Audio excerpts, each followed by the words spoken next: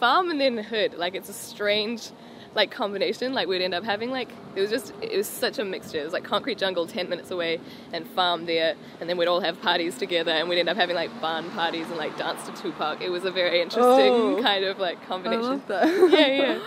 You never, like, really know how it's gonna work, but I think if you really want something, you can't doubt it. Like, I don't think there was no plan B. It was always just like, oh, I'm gonna be a singer. Okay, I'll be a singer. That's so cool. And I was a little delusional about, like, how easy it was gonna be, which I think you also have to be a little delusional. Like, I mean, I gave up everything and moved to the States to, like, try. Hi, this is Lauren Engel. Today I'm here with Janine. Hey. So you're born in Auckland? Yes, Auckland, New Zealand. Are your parents from there as well? Yeah, they still live there. What do they do? They actually just retired. Yeah, they retired, but they did a bunch of stuff. Like, they had a sports store. That's what. Yeah. Oh, so it was like a family-owned sports store that they did? Yeah, so we all worked in the sports shop. Oh, that's so cute. Yeah. Where do you think you got your creative side from? Well, funny enough, my dad was the singer in, like, a musical, and that's in a church musical, which is how he met my mum. But I love that. I mean, he's super musical, and my nana was also, like, a painter. So I think they're, like, I don't know, it's kind of creative. It's really funny because me and my sister are definitely the more, like, artsy. Like, my parents are way more, like, I don't know how to explain it, but they're just more, like, business or? Yeah, and, like, you know, like, yeah. And me and my sister are all, like, wafty, creative, like, pushing for dreams type of, like, move to America kind of people, yeah. Yeah. Were you in Auckland, or were you in, like, in the suburbs? Well, I grew up in kind of the suburbs. It was, like, out, it was only, like, 20 minutes out of the city, but it was, like, farm, but then it was, like, a farm, but then there's also, like, it's, like, farm and then hood. Like, it's a strange, like, combination. Like, we'd end up having, like, it was such a mixture. It was like concrete jungle 10 minutes away and farm there, and then we'd all have parties together, and we'd end up having, like, barn parties and, like, dance to Tupac. It was a very interesting kind of, like, combination. I love that. Yeah. What kind of music were your parents playing in the house when you were growing up? Not the music I wanted to listen to, really. Yeah. Well, my dad like got me into, like, Celine Dion. He listened to that, but he was more into, like, classical type of music, and then I loved, like, R&B and, like, soulful voices and, like hip hop and stuff. So it was definitely we have definitely different tastes in music. Do you remember how you found the R&B music? Well, I guess it started probably with Mariah Carey. And so I would listen to, like, Mariah Carey and Celine Dion a lot, and I was like, I just wanted to sing like Mariah Carey. Like, I went and did the classical singing when I was a kid, and my parents were just like, because they wanted me to do that, they wanted me to do classical singing, and I was like, I just want to sound like Mariah, and they're like, when you're older, you can make that decision, but now, yeah, it was funny. Did you buy, so you bought CDs? Is that how you found it? Or? Yeah, or I had cassette tapes. Oh, it's part of the cassette tape generation. I had cassette tapes. I used to put, like, have those super old school cassette things that had the 2 cassette tapes. And then I had, like, this really cheap little microphone, and I had this little setup as a kid, so I would like play, like, Mariah Carey, and then record myself, like, singing over it onto the next tape, so I would just, like, dub myself recording. I love that. And then CDs came in, and then so I had the CD player hooked up to the tape machine, and it was like, You figured out how to do covers. Yeah, I figured out how to record covers. I was engineering myself when I was like 5 years old. I love that. I used to make my friends come over and do it. I had the original SingStar. How did you get into the open mics originally? Yeah, so when I was, I started doing open mics with my original songs when I was about 14. I would, like, go sneak into bars and just lie about my age. I think sometimes I would take my sister's ID. She's 4 years older. And but she showed me one of them in the first place. She had a friend that did it, so I would go to these, like, bars and school nights and sing acoustic. I got my license super early, so I would just go. And I would sing, like, play my guitar and sing my original songs to, like, 5 drunk people while they just talked over me the whole time. Oh my God. So that was my introduction to, like, doing my like, open mics and stuff. What was the music scene like back then there? Like, was there even a community, really, or? I mean, yeah, there's definitely, like, I mean, especially in the city, like, I mean, Auckland City, that's where I would go for the open mics. Auckland City, I mean, it's expanded a lot since then as well, but it's like any city, you know? Like, any country you go to, if you go to, like, a downtown, a city, it's kind of all the same, like. Yeah. But, no, I mean, I was just getting into it, but the scene is really strong. New Zealand is a really solid music scene. We have a lot of artists doing well. So you kind of knew that one day you were able to make it your career. Yeah. Yeah.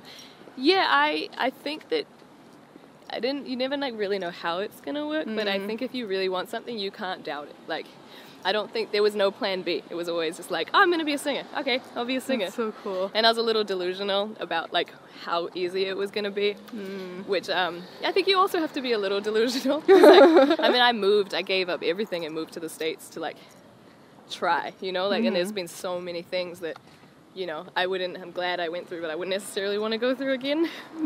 But like, yeah, it's, I think you have to like, just have that attitude, like, I'm gonna make plan A work and be a little delusional, like, it's gonna happen.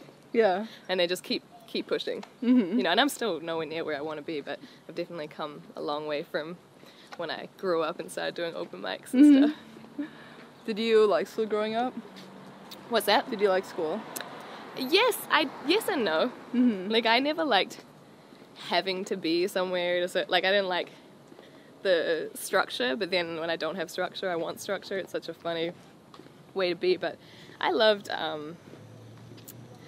being at school. I loved like, because I also was super into sports, so I would like love playing sports. I loved lunchtimes. Could play sport, and like I wish I had paid more attention in school. Like, there's so many things now that like, I even studied music, and I barely. University of Auckland? Yeah, I did. Yeah, but the funny thing is, I barely went to like classes. Oh, you and like, so I did things like production and studies and things as well. And it wasn't until like after school that I was actually really got into it and like was learning it myself. And I was like, man, I wish I just paid. Like, I did just enough. Like, I was always like, I was always fine with cram studying and like getting through things, you know. And it would but in the end, I was like, I could have got so much more out of school, you know. And now I'm at that age where I want to learn things. So just random things, I'll be like, oh, I should learn a language, or I just want to learn how to do this, or just like, you know. But when you're a kid, you're just like, I don't care about anything. Yeah. What was the decision to study music compared to just like doing it full time, or like trying to already like have a crack at your career? Yeah, well, it's funny because I don't think anybody needs a music degree to do stuff, and I think also a lot of the time people who are people that just do it, I think it's better. Like, you have to dive in. You can't just study. But my thing was, I wasn't even really gonna study, and then music, and then one of my teachers from high school found it and was like, you should try this. And I was like, okay, because I was also really into arts. Like, I was thinking about going and doing fine arts, and then I was like, well, I should do business, and like, you know, because I can, but yeah, I decided to do the music thing. But for me, the most important thing was really like putting those 3 years into music, and like, because I feel like that age straight out of high school into university is like a time where you really kind of like figure out what you want to do, and like you are really like solidifying, you know, trying to figure out who you are.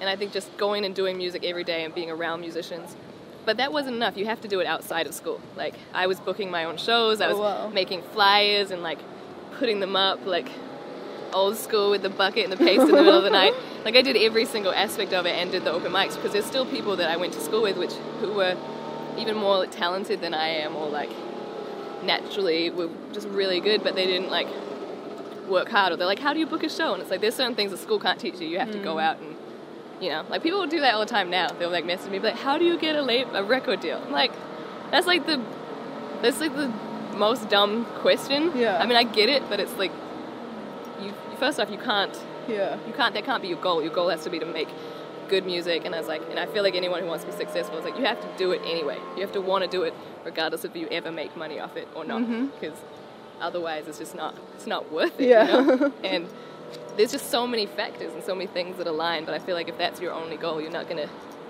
achieve it. Yeah. And also, it's like, they come to you. Yeah. There's kind of like the only thing you can really do. I don't think labels are actually taking submissions and like listening anymore. Yeah. There's just too much music. Were you in a ska band? I was! You do your research. I was in a ska band, in high school. I was going to say the name, and then I was like, no, I don't want anyone to ever find anything about it. But yes, I was in a ska band. I don't know if I should be looking at this. I've just been looking straight. Yeah, I look wherever's comfortable. Cool. Did you like being in bands, or do you kind of always know that you want to be a solo artist? I like being in bands. You know, like when I have like my band on the road with me or anything, I'm like, it's Janine, I'm like, we're a band. Like, I feel like everyone on stage is a part of the thing. I feel like everyone on my team is part of the team. Like, it's the hardest part about being a solo artist is like celebrating alone. Like, I want other people to feel that joy, and like when we're on stage, we are all putting on the performance. So, yeah, I like the band. I like the togetherness and like the team thing. Did you have a name before Janine and the Mixtape, or was that your first name? So I just used to use my name. I used to go by Janine Foster. And then, but like it started with me doing acoustic guitar and performing, but then it got bigger and I had a band, and then I would do things like, I used to have like a loop pedal and a synthesizer and my beats and my electric guitar, and like I'd loop things when it got big. But because it was my full name, people used to just like book me lower on the list. Because they thought I was just like a quiet acoustic opener, even though I wasn't. Oh, that's so interesting. So I was like, I want to change my name, and then I changed it right before I came to New York for the first time. So I booked, after university, I booked a month of shows, and I booked like 6 shows just in a month to go to New York. I'd never been, and I was like, I want to have a bigger name so people think I'm this bigger act. And like I came up with this name that suited me at the time, and this is when I changed it to Janine The Mixtape, so that they thought like, oh, it's a big sound, a big band, so I could get like booked up the top like of the list. Yeah. So I wasn't that opener. I love that. Oh my gosh. That's how it started. And then I got like sick of it recently. I still love, and the Mixtape is just, I feel like I've grown so much since then. So I was like, I want it to my name to represent me, and I don't feel like I need like a big name to like a weird, quirky name to get people's attention, where I feel like I'm working to make that, my music should make that kind of attention. And then in 2012, you decided to move to Brooklyn? Yes. Yeah. So I used like the postgraduate visa thing to go, although it actually went a little bit after I graduated, but I forgot to apply to graduate, so there was like a little loophole that I managed to use. Smart. Are we going to walk in front? Okay, cool. Yeah. So I decided to work, so I just went there and I was like working full-time, just like shoe store, random jobs, doing like music full-time. That was like I went deep out in Brooklyn, and I was like getting like 0 to 4 hours sleep every night, just grinding away. Wow. And that's how I put out my first EP, which I'd recorded in New Zealand and then just like finished off in New York. Yeah, Dark Mind EP. So. And I released that, but because of all like the networking I'd done, it got put on like some publications like Billboard and Complex and Vibe posted it, and which was really cool. And so yeah, I was just doing that, and then I did that for a year, put the EP out, and I like my visa ran out, had to go back to New Zealand, and I was like, no, how am I going to get back to the States? And then the people at VH1 saw my music through the blogs. And then they put it on like TV programs. So that's how like and then they put on a couple that did well, and they put on one that did well, and then they put it on Love and Hip Hop Atlanta. Right when I was back in New Zealand, I was like insanely broke. Like, how am I gonna get back to America? I don't want to be in New Zealand. I want to like keep chasing the dream. And then I went on there, and then it went to like the top of the charts in the US, and that night I had like every major label calling. Wow. And the next day I like every major label, so in a few weeks I was back in the States, and then I signed with Atlantic Records. Yeah. And then I just got to come back and do music full time. So it's definitely been like, I've seen so many different levels to America, like especially New York, because like, I saw the month, like the touristy kind of like surface, and then I worked there and I was like in the grind of it all, so I saw like the the working culture, like just the real like underground grind, where especially in the retail like scene of New York, and the skate scene of New York, and the underground music scene of New York, and then coming back and being signed. And I'm still not like a top artist, so I haven't seen that level yet, but like being a different level where the doors open a little quicker now. Yeah. And I just get to do music, which is pretty awesome. How did you decide to sign with Atlantic? Because you had so many people reaching out. Yeah, well, Atlantic's the only label that asked me to sing in person. Oh. Only label. So crazy. Damn. Craig Okay. Kelman is, I did think, it actually came down to them, and I don't know if I should say, but anyway, it came down to them, and like, I love like Republic as well. And at the end of the day, it was Craig Kelman was like, he was the one responsible for taking Aaliyah and putting her with Missy Elliott and Timbaland, and like creating that vibe, and then like just a lot of collaborations. I remember the Boy Is Mine, the Brandy and Monica collaboration. He loves music. Like, he's such a record man rather than like a shark, as they say. Like, whereas I do think Republic's incredible with business, and there's so many great labels, and like there's pros and cons to all of them. Obviously, my journey's been a bit slow with Atlantic, but they are like very much into building. They're into career artists, and I like that about them. But yeah, I went over to his like living room, and then just like he has the world's record for like the largest amount of records or something. Yeah. He's like, so he has this room, this business room, like in his house, and it's just like lined with records. And we're talking, and he just like, can you sing something? Just like on the spot. And I was like, oh, okay. So I sung a few songs, and then he was just like really in, and then got me to sing for like this whole panel at the label. And I just liked that he was really about the music. And then it was a little quiet after I signed, and then they re-released Dark Mind EP, and nothing really happened. I don't think it got pushed the way it should have. I think things were too slow. But when I recorded my album and I brought it to Craig, he was like, he like loved it. He loved my album from the jump. This was a couple of years ago. It's again taken a long time to come out. But he like stayed true to his word. He went in, like he was like, the hi-hats at like 2 minutes and 22 seconds of numb. We should raise that volume. And like, he was, wow. you know, but he was also like, sent me this amazing email. He's like, I wouldn't change one song. Like, I love them all. But he would go through with me and like just help with the little details. And I was like, that's very rare for like the head of music at a record label to still be like into the details. That's what I love about Atlantic, is that the people, and they say you don't sign to labels, you sign to people. And also Julie Greenwald as well. She's such a beast. She's like in the business side of things. She's like another head. And I love that she's such a strong woman. She's a beast. She gets things done. But she's also so warm and motherly and respected. And I feel like as a woman, that's a very hard balance to achieve. Yeah. And so I just loved, like, she brought like DMX through and like all these people through. And I was like, at a time when women weren't like in the business the same way. So I'm like, just the combination of having like that love for music and then that strong, like, I love the dynamic. And yeah, and I've gone to work with really cool people, and they've stuck with me, even though I'm not like the hugest artist in the world yet. So, yeah. But when you first moved to the US, you broke up from like a 5-year relationship, and you were like going through some stuff while you were writing? Yeah, I was living in the States, and then we broke up. Yeah, it was actually with a really awesome person. It was just like me at the time. That's the guy Too Late's about. Too Late, the guy, yeah. Did that make sense? I think it kind of makes sense. Yeah, so, but yeah, I mean, I went through a lot of stuff. I mean, just moving away from everyone, not having that support system, and growing up, and that whole like not sleeping thing kind of messes with your mind. The longer you do it as well, it's hard to keep balance. But yeah, I mean, coming out of something when you're with someone for 5 years and you lose your best friend, and then, you know, and it was like me, but then you still love the person, and there's like, and then I dated really crappy people.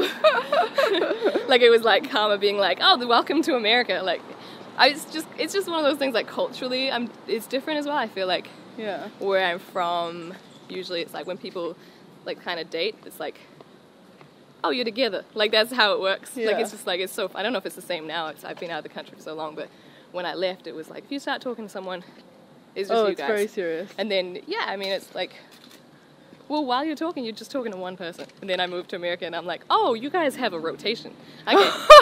You have to get used to the rotation, and you either join, you either play the game, or you like don't, and I don't know, it's like, and I was like trying to figure out, like, do I try to be like these people, or do I just be myself? And then I was like, you know what, I'm just gonna be me. And then like, so I don't, but you know, it was definitely like a learning experience because I took everyone for like what they said was true, and then I was like, oh, okay, this is not smart. That's so true. I can't trust anybody. How did your song with Pusha T come about? So the label hooked that up. Oh. Which was really, really cool. But it's funny because when I was working back at this t-shirt shop in New Zealand, I used to always crank Fear of God. Mm-hmm. So they presented a few people, and I was like, yes! And then when I got that, I was actually in New Zealand at the time, like back there, when they sent the verses over. Mm-hmm. Unfortunately, I wasn't in the studio. I actually haven't met him. And I was like, oh my gosh, Pusha T just said Janine. Like, he said my name. Yeah. This is so crazy. He did like 2 verses, which is awesome. We were meant to film a music video together. It was actually in the contract. He didn't do it, but, you know, I'm not holding grudges. But yeah, no, it was pretty crazy. It was so crazy because his album came out on the same day as mine. But then also he's beefing with Drake, and I love Drake. I love Drake so much. And I was like, no, I don't want this to ruin my chances of doing a song with Drake, you know? No. But I'm also like, stop fighting Drake. He's just, I know, that's why I felt like I had to bring it up, especially today. I know. That's so cool. No, but I love Drake. I mean, I think Pusha is incredibly talented, and I'm a big fan, but, you know, I'm like, someone's like, hey, Janine, who do you want to do a song with? Like, what? Pick a side. I'm like, all right, I'm sorry. I picked Team Drake. Like, I can't. I'm going to get so much hate for this from all the hip-hop heads. I'm sorry. Okay? What was your inspiration behind Too Late? Too Late was a song about the guy that I was with for a really long time, who was an amazing person. I just wasn't ready.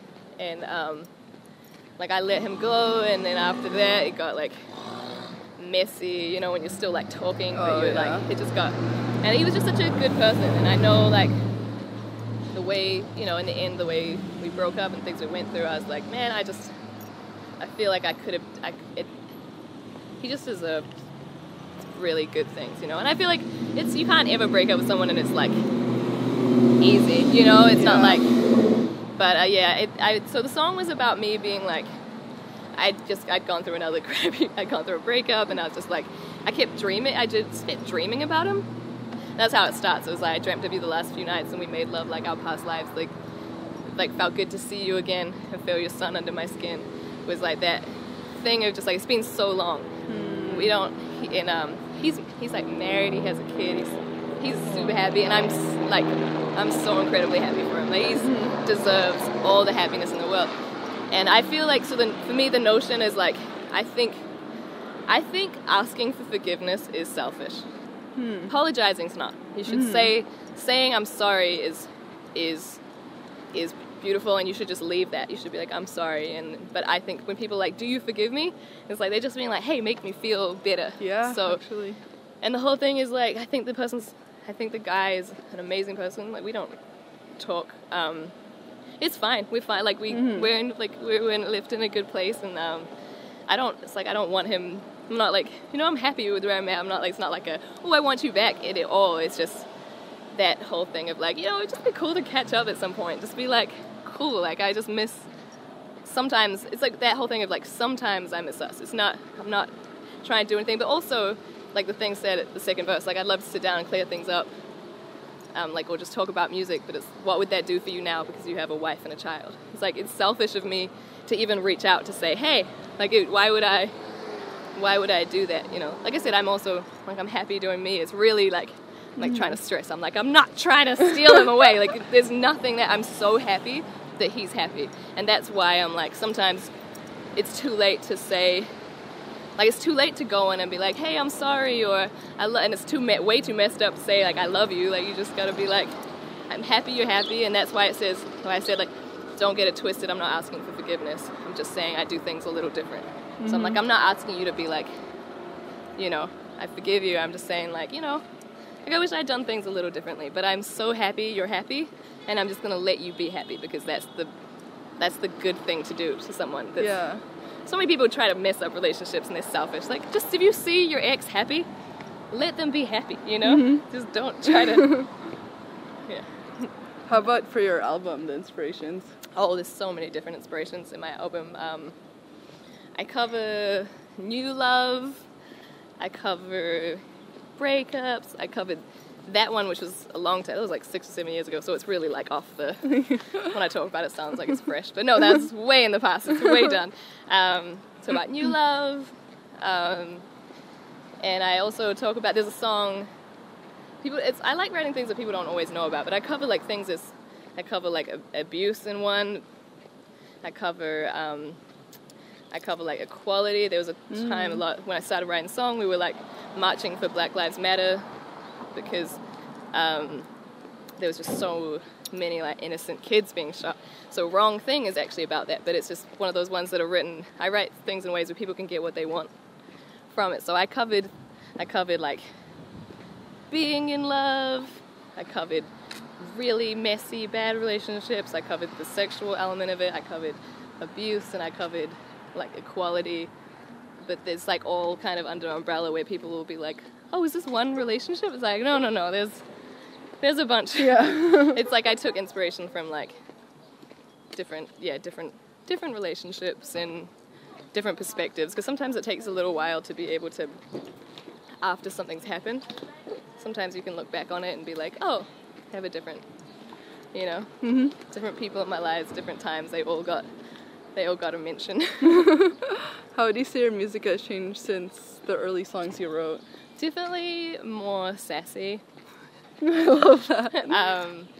I think it's funny now because I think I'm in a different place. Like I was really hurt. I came out of, like, Don't Love Me is like a key song. Over a couple of years ago now. Like 3 years ago, I was just like really hurt by somebody, and they were not I mean, I don't like to talk bad about my exes. Like I'll say when people are good, and he had good points, but there was just some stuff that was very dark, and it wasn't not a good situation. And so I wrote the album, and I think I was trying to be like, I'm good, I'm strong now, and I was like sassy, super sassy, and then I was like, really, I was still just broken. Now I feel like I'm in a better place where, I still go up and down of being brokenhearted or not, but I think I like the sass. I'm definitely more like strong and sassy, and it's more sexual than my other stuff. But I do think even since then I have like new perspectives on things where would be a little bit more balanced. But I also really wanted to show my songwriting and my vocals on this album. Like I wanted to show, and it's funny as well because I recorded the singing 2 years ago or over 2 years ago. So my voice has gotten so much better since the album. Oh. So when I listen to the album, I'm like, I don't think other people would pick up on it, but like for me, although people that came to my live shows were like, man, you were even better in person, which is great, but also sucks because I'm like, damn it, the album should be like better than I actually sound. Because so many people's albums are better than they sound. But yeah, no, I did definitely want to show like my vocal range and ability. Outside of relationships, what would you say have been your biggest challenges? Oh man, where do I start? No, there's, I think first off, balance. Life balance is always a challenge. Making sure you look after like your body and your health and stay fit, and your work and your friends. Balancing is a challenge. The industry has definitely been a challenge, like waiting for the album to come out, which I also don't think you should ever wait. That's my fault. Like I should have put out mixtapes. I was always on the edge. Like it was always meant to come out and then didn't, but I definitely think waiting for the album was very hard on me. But like I said, now looking at it, I'm like, I could have done so much more. So yeah, I don't know, balancing like business and music business is definitely like a couple of pretty big ones. They'll probably think of more later, but it's also not being around people that you really love, like your friends or your family, and moving and not having a conventional, that kind of comes back to relationships though, like of trying to figure out like how I still want to be able to have a family and do all that. How does that tie into this hectic life that I've just created for myself? Like there's no rules in creatives' lives. Like the way we're restructuring what's norm, and like where I come from and my parents' background is like you go to school and you get married, then you buy a house, and then you have kids, and then they go to school, and then for us it's like, what are we doing? Like, how does this work? There's no, I don't have to get up at a certain time. Yeah. I don't have to go to bed at a certain time. It's like weird, yeah. What does love mean to you? Love. Oh man. Love.